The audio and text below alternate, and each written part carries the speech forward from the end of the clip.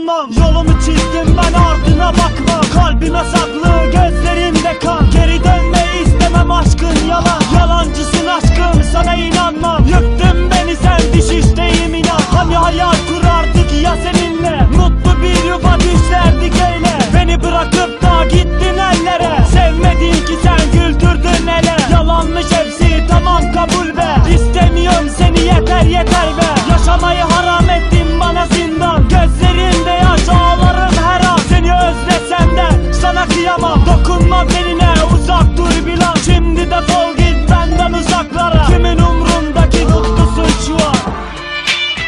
Yalan aşklar, yalancı yüzler. Sizin aşk sandığınız o şey bacak arasına işte. Ömercan, Ömer Ayaklı.